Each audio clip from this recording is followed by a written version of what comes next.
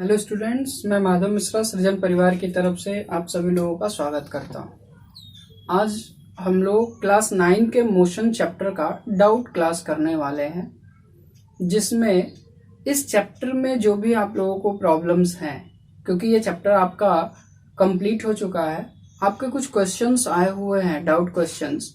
वो क्वेश्चंस को आज हम लोग डिस्कस करेंगे और जो भी आपके प्रॉब्लम्स हैं उनको सॉल्व करने की कोशिश करेंगे।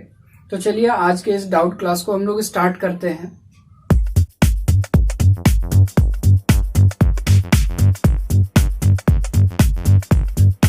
था जिसमें 3 क्वेश्चंस हैं। एक तो क्वेश्चन है स्पीड और वेलोसिटी, मेनली एवरेज स्पीड और वेलोसिटी के फॉर्मूला में कुछ लोगों को कंफ्यूजन था। सेकेंड क्वेश्चन था, ये एक न्यूमेरिकल जो आप लोगों को कराया गया था 4th वीडियो में, उसमें क्वेश्चन नंबर 3 पे कुछ लोगों का कंफ्यूजन था कि इसे फिर से एक बार बताइए। और नेक्स्ट जो है वो है सेकंड इक्वेशन। हम लोगों ने मोशन के जो 3 इक्वेशंस डेराइव किए हुए थे, उन तीनों में से जो सेकंड इक्वेशन ऑफ मोशन है उसमें ज्यादातर लोगों को कंफ्यूजन था कि इसे एक बार फिर से समझा जाए। तो चलिए इन क्वेश्चंस को फिर से हम लोग समझते हैं, फिर से एक बार देखते हैं। सबसे पहले आते हैं एवरेज स्पीड और वेलोसिटी पे। हम लोगों ने दोनों कॉन्सेप्ट पढ़ रखा है पहले से, स्पीड और वेलोसिटी का। अगर आप देखें तो स्पीड और वेलोसिटी दोनों ही चीजें क्या थी, हम लोगों ने पढ़ा था सेम चीजें हैं लगभग, केवल डिफरेंस किसका था? डिफरेंस था डायरेक्शन का। आपने पढ़ा था स्पीड एक क्या है? स्पीड एक स्केलर क्वांटिटी है। यहां ये वेलोसिटी कर देते हैं। स्पीड एक स्केलर क्वांटिटी है, जबकि वेलोसिटी एक वेक्टर क्वांटिटी है, क्योंकि इसमें मैग्नीट्यूड के साथ साथ डायरेक्शन भी दिया रहता है। अब यहाँ पे समझने की चीज ये है कि हम लोग स्पीड किसे कहते हैं? पर यूनिट टाइम कितना डिस्टेंस कवर कर रहा है कोई भी बॉडी, इसी को स्पीड कह लेते हैं।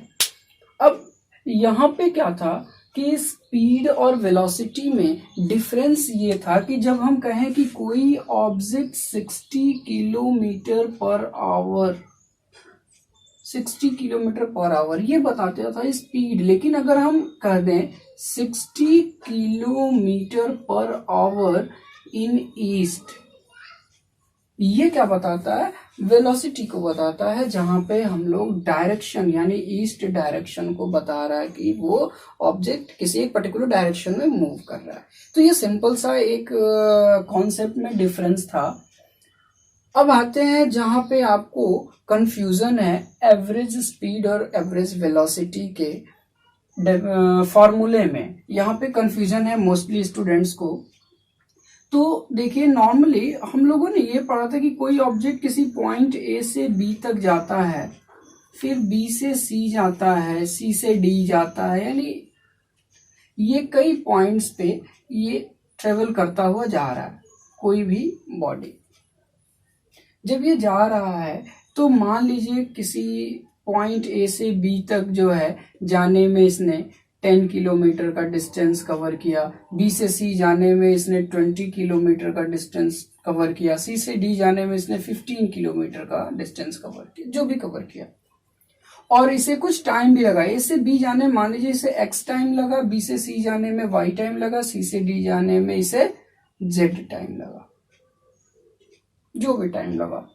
नॉर्मली हम लोगों ने जो फॉर्मूला पढ़ा हुआ है इसका, कि जब हमें एवरेज स्पीड कहा जाए कि इस पूरे जर्नी में पॉइंट ए से डी तक की जो जर्नी की इस ऑब्जेक्ट ने, इसका एवरेज स्पीड क्या रहा, तो उस समय एवरेज स्पीड का फॉर्मूला हम लोग यूज करते हैं total distance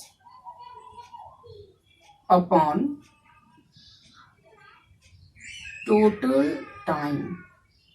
time in the sense time taken, यानी इसने टोटल डिस्टेंस कवर कितना किया, तो हम लोग क्या करेंगे, जोड़ देंगे इसको 10 किलोमीटर, 20 किलोमीटर, 15 किलोमीटर, सब जितना डिस्टेंस इसने ट्रेवल किया सबको ऐड कर देंगे, ये हो जाएगा total distance upon total time क्या है, तो ए से बी तक जाने में कितना टाइम लिया x, बी से सी जाने में कितना टाइम लिया y, और सी से डी जाने में कितना टाइम लिया मान लिया z।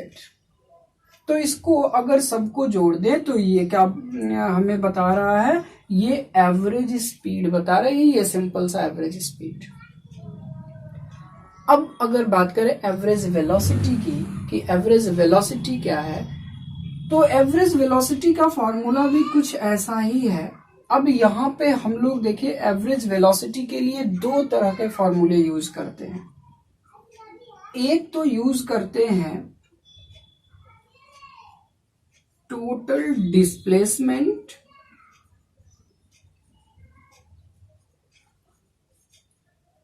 अपॉन टोटल टाइम, या एक दूसरा फॉर्मूला भी हम लोग यूज करते हैं यहाँ पे, initial velocity plus final velocity upon 2।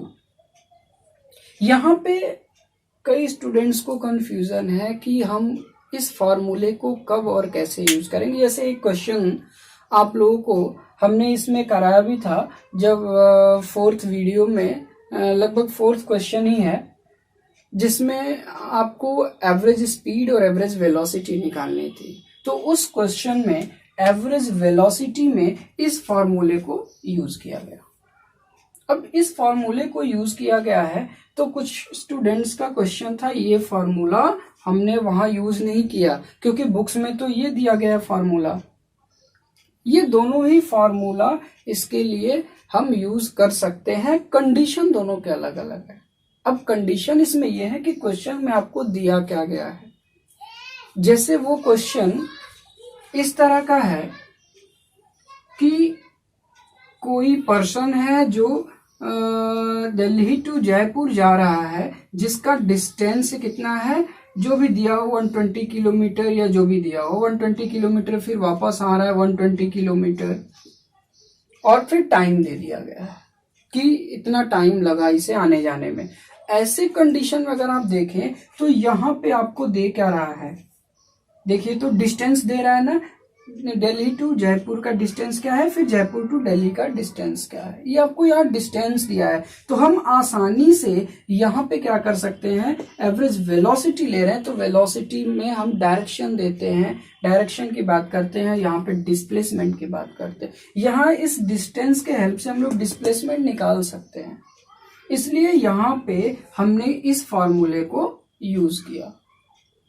लेकिन अगर क्वेश्चन में अगर आपसे ये कहता हो कि किसी कोई ऑब्जेक्ट है जिसकी इनिशियल वेलोसिटी u है, फाइनल वेलोसिटी v है, तो उसका आप एवरेज वेलोसिटी बताइए। यानी जहां पे इनिशियल और फाइनल वेलोसिटी दी गई हो, ऐसे कंडीशन में हम लोग इस फार्मूले को यूज करते हैं। तो इसमें कंफ्यूजन नहीं रखना है, ये कंडीशन पे डिपेंड करता है कि आपके क्वेश्चन में एक्चुअली दिया क्या गया है। अगर डिस्टेंस दिया गया है, टोटल टाइम दिया गया है, तो आप इस फार्मूले का यूज कर लीजिए। अगर आपको इनिशियल और फाइनल वेलोसिटी दिया गया हो और तब आपसे अगर एवरेज वेलोसिटी पूछ रहा हो, तो आप initial velocity plus final velocity upon 2 कर सकते हैं। तो ये दो अलग अलग क्या है, ये फॉर्मूला है एवरेज वेलोसिटी के ही है। अब जो कंडीशन आपको क्वेश्चन में दिया गया है, आप उसका यूज कर सकते हैं। तो एक तो क्वेश्चन आपका ये था स्पीड एंड वेलोसिटी में। आई थिंक आपका क्वेश्चन जो है ये सॉल्व हो गया होगा, आप इसे समझ गए होंगे। और अगर आपको प्रॉब्लम होती है, आप वीडियोस को एक बार और देखिए, फिर से देखिए। जब आप 1 से 2 बार वीडियोस को देखेंगे तो आपके कंफ्यूजन्स बिल्कुल ही क्लियर हो जाएंगे। तो चलिए बढ़ते हैं आपके सेकंड डाउट की तरफ, जो कि हम लोगों ने 4th वीडियो में पढ़ा हुआ था, उसी का क्वेश्चन नंबर 3 है ये। तो आइए देखते हैं सेकंड क्वेश्चन इसमें जो है। पहले हम लोग क्वेश्चन को समझते हैं। सिंपल, अगर आपको जो भी न्यूमेरिकल्स दिए जाते हैं, न्यूमेरिकल्स में हमने लास्ट वीडियोस में भी आपको जब न्यूमेरिकल कराया था तो यही बात कहा था कि पहले आप न्यूमेरिकल्स को अच्छे से पढ़िए, क्या क्या चीजें दी गई हैं और आपको ये पता होना जरूरी है कि दिया क्या है और हमें निकालना क्या। अगर ये आपने क्वेश्चन से निकाल लिया तो आप क्वेश्चन को इजीली सॉल्व कर पाएंगे। चलिए जरा इस क्वेश्चन को देखते हैं, क्वेश्चन को पढ़ते हैं पहले। ऑन अ 120 किलोमीटर ट्रैक और train travels the first 30 kilometer at a uniform speed of 30 kilometre per hour. कह रहा है कि एक 120 किलोमीटर का ट्रैक है, रास्ता है जिसपे एक ट्रेन चल रही है और वो इस 120 किलोमीटर में से अपना जो फर्स्ट 30 किलोमीटर का डिस्टेंस है वो 30 किलोमीटर पर आवर के स्पीड से ट्रेवल कर रहा है। चलिए इसको यहां बना देते हैं। ये मान लीजिए 120 किलोमीटर का कोई ट्रैक है A to B। ये 120 किलोमीटर का पूरा ट्रैक है और इस 120 किलोमीटर ट्रैक पे एक ट्रेन पॉइंट A से B तक जा रहा है। 120 किलोमीटर की जर्नी है एक ये। अब इसमें कह रहा है कि इसका फर्स्ट 30 किलोमीटर, मान लीजिए ये है इसका फर्स्ट 30 किलोमीटर। ये इस फर्स्ट 30 किलोमीटर को ट्रेवल करने में ये जो ट्रेन है इसकी स्पीड दी गई है कि ये 30 किलोमीटर पर आवर के स्पीड से ये ट्रेवल कर रहा है फर्स्ट 30 किलोमीटर डिस्टेंस को। फिर कह रहा है how fast must be train travel the next 90 kilometer so as to average 60 kilometer for the entire trip। यानी कह रहा है कि अगला जो 90 किलोमीटर, सिंपल है, पहला 30 किलोमीटर ये इसने ट्रेवल कर लिया, अब बचा क्या, तो 120 में से आप इसको माइनस करिए तो आगे का जो डिस्टेंस बच गया वो है 90 किलोमीटर का। अब कह रहा है कि ये जो ट्रेन है इस 90 किलोमीटर के डिस्टेंस को किस स्पीड से ट्रेवल करे, हाउ फास्ट, यानी आपसे यहाँ पे क्या पूछ रहा है, स्पीड पूछ रहा है कि वो किस स्पीड से इस अगले 90 किलोमीटर को ट्रेवल करे कि इस पूरे जर्नी का, यानी पूरे 120 किलोमीटर जर्नी का जो एवरेज स्पीड हो जाए, इसका एवरेज स्पीड वो कितना हो जाए, 60 किलोमीटर पर आवर। तो आपको ये बताना है कि ये 90 किलोमीटर का डिस्टेंस वो किस स्पीड से चलेगा, वो किस स्पीड से चले कि पूरे जर्नी का इसका जो एवरेज स्पीड है वो क्या हो जाए, 60 किलोमीटर पर आवर हो जाए। ये आपको निकालना है। अब सबसे पहले आपको समझना है कि आप इस क्वेश्चन को सॉल्व कैसे कर पाएंगे, क्या क्या चीजें आप सॉल्व कर सकते हैं। सबसे पहले तो आप एवरेज स्पीड के फॉर्मूले पे ही आ जाइए। एवरेज स्पीड का फॉर्मूला क्या होता है, अगर हम एवरेज स्पीड का फॉर्मूला देखें तो यही होता है total distance upon total time. अब यहां देखें अगर हम, तो हमको एवरेज स्पीड दी गई है। एवरेज स्पीड क्या है, 60 किलोमीटर, 60 है। सेकंड, टोटल डिस्टेंस कितना है, 120 किलोमीटर, पूरे जर्नी का डिस्टेंस कितना है, 120 किलोमीटर। टाइम, यानी हम यहां से क्या निकाल सकते हैं, इस पूरे जर्नी में इसे कितना टाइम लगा, पहले हम ये निकाल लेते हैं। तो टाइम कितना हो जाएगा, ये देखिए 120/60 यानी 2 आवर। इस पूरे जर्नी में इसे 2 घंटे का समय लगा, यानी इस 120 किलोमीटर को ट्रेवल करने में 2 घंटे समय लगे।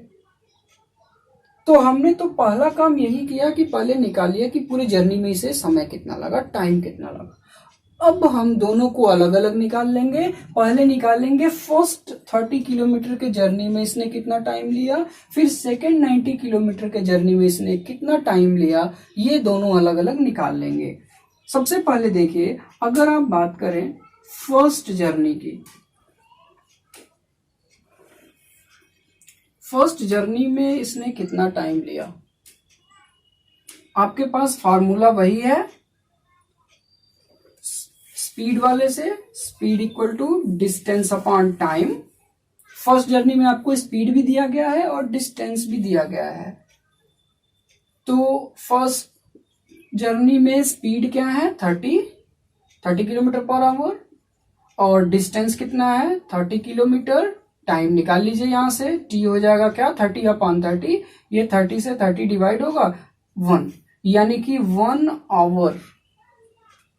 फर्स्ट 30 किलोमीटर जर्नी में इसे टाइम कितना लगा 1 आवर। अब सिंपल है कि पूरे जर्नी में इसे 2 घंटे का समय लग रहा है। फर्स्ट जर्नी में, फर्स्ट 30 किलोमीटर के जर्नी में इसे 1 घंटे का समय लग रहा है, यानी नेक्स्ट 90 किलोमीटर के जर्नी में इसे कितना समय लगेगा, माइनस कर दीजिए टोटल में से। फर्स्ट जर्नी में कितना टाइम लगा उसको माइनस कर दीजिए, यानी आप पाएंगे कि इसे सेकेंड जर्नी में टाइम कितना लगा 1 आवर का टाइम लगा। सेकेंड जर्नी में भी 1 घंटे का ही समय लगा, यानी 1 घंटे में इसने पहला 30 किलोमीटर कवर किया और 1 ही घंटे में अगला 90 किलोमीटर का भी डिस्टेंस कवर किया है। तो ये यहाँ पे हमने शॉर्टकट में आपको बता दिया है, केवल आपको मैं प्रोसेस समझाने की कोशिश कर रहा हूं। बाकी आपको और भी डिटेल में इसको समझना है तो आप उस वीडियो को जिसमें हमने इस क्वेश्चन को समझाया है आप उसको देख सकते हैं। यहाँ पे केवल आपको मैं कॉन्सेप्ट बताने की कोशिश कर रहा हूं कि आप इस क्वेश्चन को सॉल्व कैसे करेंगे। तो ये हो गया सेकेंड जर्नी का। हमने पहला काम क्या किया, पूरे जर्नी में कितना टाइम लगा वो निकाल लिया। फिर इसके बाद इसके हेल्प से हमने निकाल लिया फर्स्ट जर्नी में कितना टाइम लगा और सेकंड जर्नी में कितना टाइम लगा, ये निकाल लिया। हमें अगर आप देखें तो निकालना क्या है, how fast must be train travel the next 90 kilometre, यानी इस 90 किलोमीटर में इस ट्रेन की स्पीड हमें बतानी है। तो स्पीड बतानी है तो हमें करना क्या होगा, 90 किलोमीटर डिस्टेंस है इसका। अगर आप देखें सेकेंड जर्नी के लिए तो डिस्टेंस कितना दिया है 90 किलोमीटर, यही दिया है ना, और टाइम कितना दिया है 1 घंटा। टाइम 1 ही घंटा लग रहा है इसे। अब आप यहां से निकाल सकते हैं इसका स्पीड, डायरेक्ट यहीं से निकाल सकते हैं। स्पीड इक्वल टू क्या होता है, डिस्टेंस अपॉन टाइम। आप रखिए यहाँ डिस्टेंस क्या है इसका 90 किलोमीटर और टाइम है 1 आवर। 1 यानी ये क्या हो जाएगा 1 से डिवाइड करें तो 90 टाइम्स में डिवाइड होगा, 90 किलोमीटर पर आवर। तो यहां से ये क्या निकल गया कि सेकेंड जर्नी में इसे अगर ये ट्रेन 90 किलोमीटर पर आवर के स्पीड से ट्रेवल करे तो ये क्या कर लेगा, एवरेज स्पीड इसकी क्या हो जाएगी 60 किलोमीटर पर आवर। तो यहाँ पे आपको बहुत ही सिंपल सा प्रोसेस है, बस इतना ही समझना है आपको कि एवरेज स्पीड 60 किलोमीटर करने के लिए इसे पूरे जर्नी का एवरेज टाइम कितना लगा ये आप पहले बस निकाल लीजिए। हमने निकाल लिया एवरेज टाइम कितना लगा, पूरा टाइम लगा 2 घंटे का। अब फिर यहां से आपने निकाल लिया फर्स्ट जर्नी में कितना टाइम लगा, फिर निकाल लिया सेकेंड जर्नी में कितना टाइम लगा। डिस्टेंस सेकेंड जर्नी का दिया हुआ है, केवल आपने क्या निकाल लिया फिर स्पीड निकाल लिया। और जो कि आपसे क्वेश्चन में पूछ रहा है कि इस 90 किलोमीटर को किस स्पीड से वो ट्रेवल करे। तो ये बहुत ही सिंपल सा क्वेश्चन है। चलिए ये हो गया आपका सेकंड जो डाउट का क्वेश्चन था। अब आते हैं आपके नेक्स्ट क्वेश्चन की तरफ, जिसमें पूछा गया है, कुछ स्टूडेंट्स ने पूछा है कि सेकंड इक्वेशन ऑफ मोशन का डेरिवेशन एक बार फिर से उसका कॉन्सेप्ट जरा बता दीजिए। तो हम बढ़ते हैं आपके इस थर्ड क्वेश्चन की तरफ। चलिए सेकंड इक्वेशन ऑफ मोशन से पहले आप इक्वेशंस ऑफ मोशन के कॉन्सेप्ट को समझे, और यहाँ पे आपको हम फर्स्ट और थर्ड इक्वेशन ऑफ मोशन के बारे में भी बताएंगे इस सेकंड इक्वेशन के साथ साथ। नॉर्मली अगर आप देखें तो जब भी हम लोग इक्वेशंस ऑफ मोशन डेराइव करते हैं तो उसमें एक हाइपोथेसिस लेते हैं कि कोई ऑब्जेक्ट है, जैसे वो पीछे आपने लिया भी है कि कोई ऑब्जेक्ट है जो किसी एक पॉइंट से दूसरे पॉइंट तक जाता है, ए से बी वो ट्रेवल कर रहा है। मान लेते हैं ए पे इसकी इनिशियल वेलोसिटी थी u, v पे उसकी b पे इसकी फाइनल वेलोसिटी हो जाती है v। ये यूनिफॉर्म एक्सीलरेशन a से, ये ध्यान रखिएगा इक्वेशन ऑफ मोशन जब भी हम बात करते हैं तो आपको पहले भी हमने बता रखा है यहाँ हमेशा एक्सीलरेशन यूनिफॉर्म एक्सीलरेशन हम लेते हैं।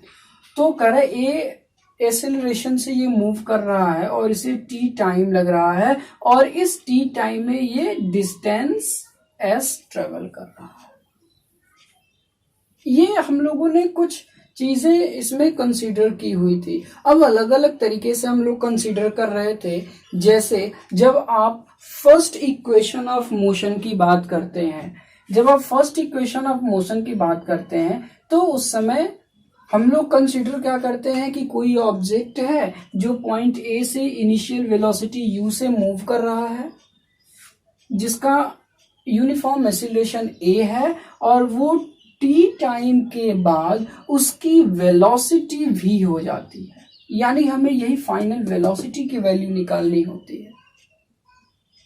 तो जब हम फर्स्ट इक्वेशन को हम लोग डेराइव करते हैं तो फर्स्ट इक्वेशन में क्या लेते हैं, आपको यहाँ पे बस ये चीजें ध्यान रखनी है, याद रखना होता है कि इसको हम कहाँ से निकालेंगे, इक्वेशन के डेरिवेशन की शुरुआत कहाँ से करेंगे। तो फर्स्ट इक्वेशन में बस आपको ये ध्यान रखना है कि जब भी हम वेलोसिटी की बात कर रहे हैं तो वेलोसिटी और एक्सीलरेशन दो ही चीजें तो यहाँ पे है, तो हम लोग क्या कर लेते हैं, इसे एक्सीलरेशन से निकालते हैं। फर्स्ट इक्वेशन की शुरुआत ही होती है एक्सीलरेशन से। एक्सीलरेशन का आप लोगों ने फार्मूला पढ़ा हुआ है, final velocity minus initial velocity upon T time, जिसको हम लोग कह लेते हैं change in velocity upon time. ये हो गया एक्सीलरेशन। और यहां से क्या करते हैं, हम लोग निकाल लेते हैं equal to v minus u upon t. T इधर जाएगा, फिर u इधर आएगा, v equal to u plus a t. तो ये आपका फर्स्ट इक्वेशन निकलता है। तो ये हो गया फर्स्ट इक्वेशन को ऐसे, यानी हम लोग एक्सीलरेशन से स्टार्ट करते हैं फर्स्ट इक्वेशन को। ऐसे ही अगर आपको थर्ड इक्वेशन में भी आपने पढ़ा हुआ था, यहाँ सेकेंड इक्वेशन को हम थोड़ा बाद में बताते हैं, इसके बाद उसको थोड़ा डिटेल में बताएंगे। थर्ड इक्वेशन का कॉन्सेप्ट क्या था, कॉन्सेप्ट्स केवल आपको समझने हैं कि हमें किस इक्वेशन को कहाँ से स्टार्ट करना है, उसे कैसे हम डेराइव करेंगे।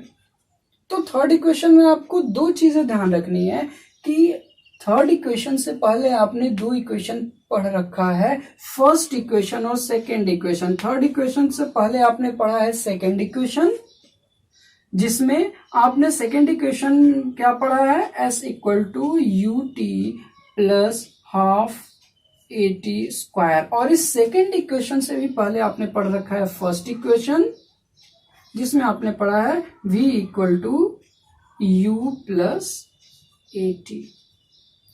अगर आप अपने थर्ड इक्वेशन को याद करें तो थर्ड इक्वेशन क्या है, v square equal to u square plus 2as, यही है ना थर्ड इक्वेशन। थर्ड इक्वेशन को लाने के लिए आपको करना क्या है, बस ये ध्यान रखना है कि इस फॉर्मूले में कहीं टाइम नहीं है।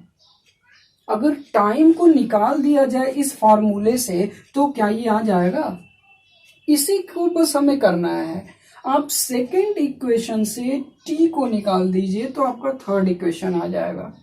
और सेकेंड इक्वेशन से टाइम को निकालने के लिए हमें करना क्या होगा, बस इस फर्स्ट इक्वेशन से टाइम की वैल्यू निकालिए और सेकेंड इक्वेशन में रख दीजिए।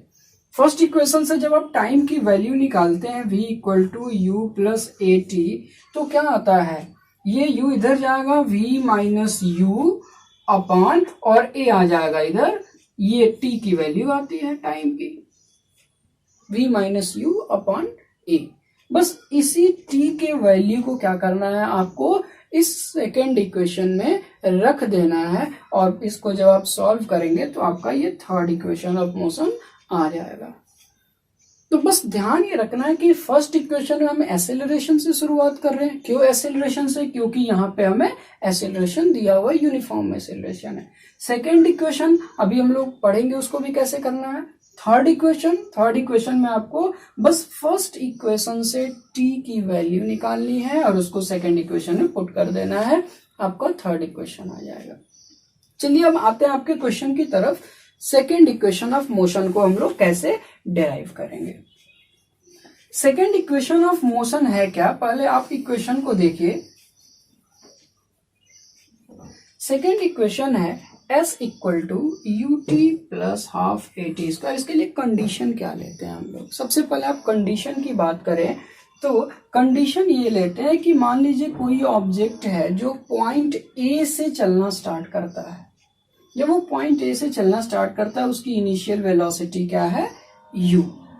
वो एक यूनिफॉर्म एक्सीलरेशन ए से चलता है, यूनिफॉर्म एक्सीलरेशन ए से चलता है और t टाइम के बाद, आफ्टर टाइम t, वो कितना डिस्टेंस कवर करेगा ये इसमें हम लोग निकालते हैं। यही तो निकालते हैं सेकंड इक्वेशन में, डिस्टेंस को निकालते हैं। यानी कोई ऑब्जेक्ट जिसकी इनिशियल वेलोसिटी u है वो यूनिफॉर्म एक्सीलरेशन a से मूव कर रहा है, तो t टाइम के बाद वो कितने डिस्टेंस ट्रेवल करेगा ये निकालते हैं। अब सेकंड इक्वेशन में आपको दो चीजें ध्यान में रखनी होती है। एक तो आपको रखना होता है कि जब डिस्टेंस हमें निकालना है तो डिस्टेंस हम कैसे निकालेंगे, वेलोसिटी से हम निकाल सकते हैं। यहां पे वेलोसिटी क्या होगी, एवरेज वेलोसिटी का हम लोग यूज कर सकते हैं, एवरेज वेलोसिटी। जब आप एवरेज वेलोसिटी का यूज करेंगे तो यहाँ पे क्या होगा, initial velocity plus final velocity upon 2। Initial velocity क्या लेते हैं u, फाइनल वेलोसिटी क्या लेते हैं v अपॉन 2। ये एवरेज वेलोसिटी है। सेकेंड चीज हम लोग क्या लेते हैं, हमें निकालना क्या है, डिस्टेंस निकालना है। डिस्टेंस इक्वल टू क्या होता है, आपके पास फॉर्मूला है, speed equal to distance upon time, यही है ना। स्पीड कर लीजिए या वेलोसिटी कर लेते हैं, यहाँ पे स्पीड की जगह हम लोग वेलोसिटी ले रहे हैं। वेलोसिटी में हम कैसा ले रहे हैं, एवरेज वेलोसिटी ले रहे हैं यहाँ पे। तो डिस्टेंस की अगर बात करें तो ये t इधर जाएगा, ये क्या हो जाएगा, एवरेज वेलोसिटी इंटू t। अब इसको अगर आप रखें तो एवरेज वेलोसिटी आपने क्या निकाला यहाँ पे, यही तो निकाला है, initial velocity plus final velocity upon 2। तो इसको रख दीजिए u प्लस वी अपॉन 2 और मल्टीप्लाई किससे है, t से है, तो t से मल्टीप्लाई कर दीजिए, ये हो गया। अब यहां पे आपको ये ध्यान रखना है, ये क्या है, v की वैल्यू आपको क्या करनी है, फर्स्ट इक्वेशन ऑफ मोशन से रख देना। फर्स्ट इक्वेशन ऑफ मोशन में आपने v की वैल्यू निकाली है, उसी को रख देना है आपको। तो ये हो जाएगा u प्लस v की वैल्यू फर्स्ट इक्वेशन से क्या है, फर्स्ट इक्वेशन क्या है, v equal to u plus at, यही है ना। तो v की वैल्यू यहां से रख दीजिए। बस आपको 3 स्टेप को ध्यान रखना है। पहले एवरेज वेलोसिटी लेंगे, एवरेज वेलोसिटी की जो वैल्यू है उसको रख देंगे आपका डिस्टेंस के फॉर्मूला में, और फिर यहाँ पे जो v आता है, v की वैल्यू इक्वेशन फर्स्ट, यानी कि फर्स्ट इक्वेशन ऑफ मोशन से v की वैल्यू रख देंगे आप। अब यहाँ रख दीजिए, ये क्या हो जाएगा, u प्लस at अपॉन 2 और मल्टीप्लाई कर दीजिए t से। अब ये ध्यान दीजिए, u प्लस u ये क्या हो जाएगा, 2u प्लस ये हो जाएगा at अपॉन 2 और t से मल्टीप्लाई है। अब t से मल्टीप्लाई कर दीजिए पहले, तो t से मल्टीप्लाई कर देंगे तो ये क्या हो जाएगा, 2ut प्लस t से t में मल्टीप्लाई होगा, ये हो जाएगा at स्क्वायर अपॉन 2। ये किसके बराबर है, s, डिस्टेंस हम लोग निकाल रहे हैं s, तो ये हो जाएगा, ये इतना हो गया। अब आप इसको ऐसे भी तो लिख सकते हैं, ये 2 दोनों के लिए है, तो चूंकि 2 दोनों का ही डिनोमिनेटर है इसलिए हम इसको ऐसे भी लिख सकते हैं, 2ut upon 2 plus at square upon 2। यहां 2 से 2 कैंसिल। अब देखिए ये क्या हो जाएगा, s इक्वल टू ये हो जाएगा ut प्लस ये बाई 2 है, इसको क्या लिख सकते हैं, 1/2 अलग लिख सकते हैं, 1/2 at स्क्वायर। यही तो है सेकेंड इक्वेशन ऑफ मोशन। तो बस सिंपल सा हमने किया क्या, एवरेज वेलोसिटी ली, एवरेज वेलोसिटी की वैल्यू को हमने स्पीड वाले में रखा और फिर इसमें हमने फर्स्ट इक्वेशन ऑफ मोशन के वैल्यू को रख दिया और उसको सॉल्व किया, ये आ गया सेकेंड इक्वेशन ऑफ मोशन। तो आपको बस प्रोसेस को समझना है कि एक्चुअली हम इस किसी भी इक्वेशन ऑफ मोशन को डिराइव कैसे करेंगे। तो ये थे कुछ आपके क्वेश्चंस, डाउट क्वेश्चंस, जिसपे कुछ स्टूडेंट्स को कंफ्यूजन था। ये आपका डाउट क्लास रहा। अगर इसके अलावा और भी आपके कोई क्वेश्चंस आपको अगर नहीं समझ में आ रहा हो, कोई प्रॉब्लम हो, तो आप वो भी पूछ सकते हैं। यहाँ पे आपका मोशन चैप्टर टोटली कंप्लीट होता है और फिर इसके बाद हम लोग नेक्स्ट वीडियोस में किसी अगले चैप्टर के बारे में हम लोग पढ़ेंगे। क्लास 9th का कोई अगला चैप्टर होगा। तब तक के लिए धन्यवाद। अगर आप लोगों को ये वीडियोस अच्छे लग रहे हैं, आपको इनसे अपने पढ़ाई में हेल्प मिल रहा हो, तो आप इस चैनल को सब्सक्राइब करिए, लाइक करिए और अपने दोस्तों के साथ शेयर जरूर करिए। Okay, thank you.